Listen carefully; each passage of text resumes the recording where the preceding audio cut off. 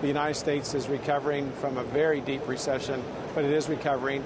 Europe is dealing with their sovereign debt issues as well as their austerity measures, but they are recovering, which is a positive thing because we're all climbing out of a very big hole.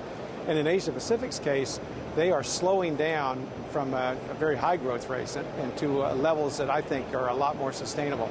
But I think the most important thing is our leaders around the world is their laser appreciation and focus on the importance of an expanding economy.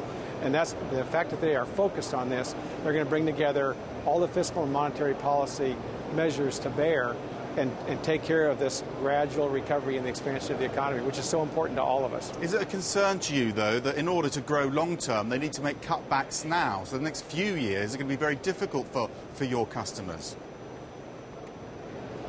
Well, I think that all of us want a long-term growing economy worldwide. I think the most important thing, just like in business, is to deal with the current reality, deal with it decisively for the good of the longer term, because the longer we delay, then the worse that recovery is going to be. So I think moving decisively is absolutely the right thing to do.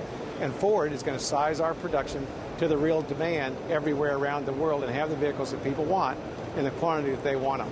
In terms of fuel efficiency, is this quite a recent development that customers are coming into the showrooms and saying that's actually a priority? Well, in Europe, it has been a long tradition because, you know, with the cost of fuel, both petrol and diesel, fuel efficiency has been a very important part of the purchase decision. Now, clearly, in the Americas and also in Asia Pacific, with the price of fuel gradually increasing, it has now, like Europe, become a reason to buy. I know that you've been under some pressure from analysts and some of the trade press about some reliability problems in those cars. Have you addressed them yet?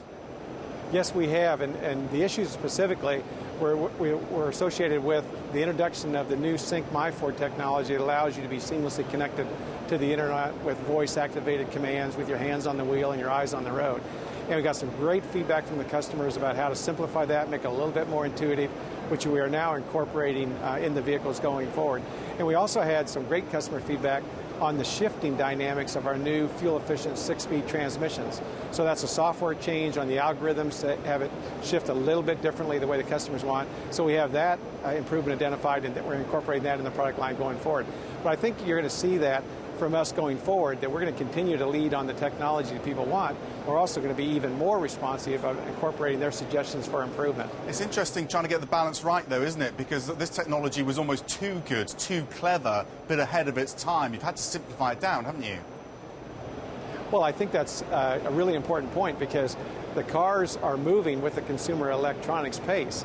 And as that moves along, we are designing our cars to be able to move with consumer electronics space, but also have the vehicles so that you can absolutely reduce the distraction and even be a better driver.